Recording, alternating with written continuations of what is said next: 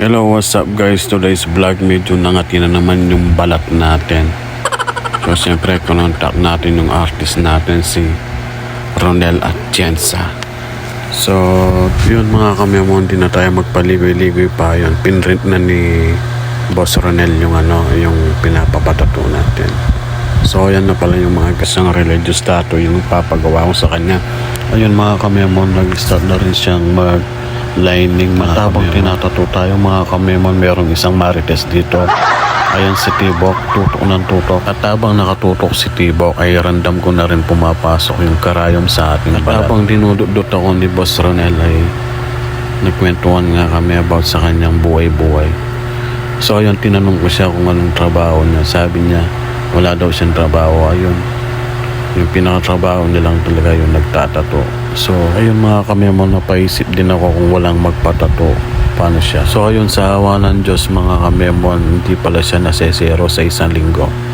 So kada isang linggo hindi siya nawawalan ng customer. At si Boss Ronel pala ay hindi pamilya na siyang tao at meron na siyang 2 anak mga guys.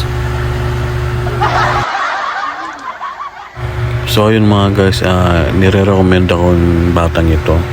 Sobrang galing niyang magtato, ang gaan ng kamay. Halos yata yung mga nagpapatato dito sa barangay namin dito sa Pulumbulo, sa kanya nagpapatato mga guys. Ayun mga kamemon, tulungan natin ang batang ito na palawakin ang kanyang pangalan sa larangan ng sining at pagtatato mga kamemon. Malay natin mga kamemon, sisikat siya sa buong mundo sa larangan ng pagtatato. Dahil walang imposible sa plano ng Diyos. Pagpapalain ka talaga kapag wala kang ginagawang masama at marangal lang yung trabaho. So yun mga kamemon, yung mga malilinis pa ang balat dyan, pwede na kayo, patato na kayo kay Boss Ronel. Siguradong sulit ang kanyang arts. Fast forward muna tayo mga kamemon and let's rock and roll.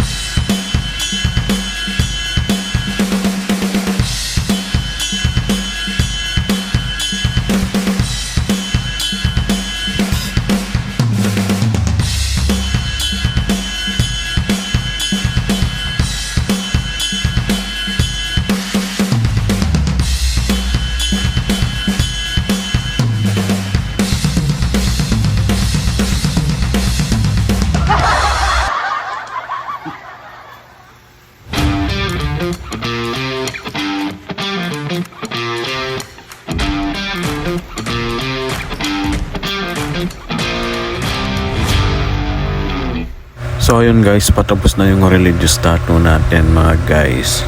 So ayun mga kamemon, nag-start kami ng 7 o'clock and then natapos kami ng 11 PM. So ayun, mabilis siyang magtato mga kamemon, halos 3 oras lang natapos na niya yung tato. Biruin mo mga kamemon, 7 PM kami nag-start, natapos kami ng 11 PM. Ayun, sobrang bilis.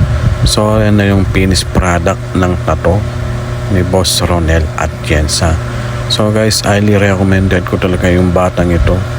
So ilalagay ko yung page niya o yung Facebook account niya dito sa video na to para makontak nyo. So yun guys, maraming salamat sa panonood.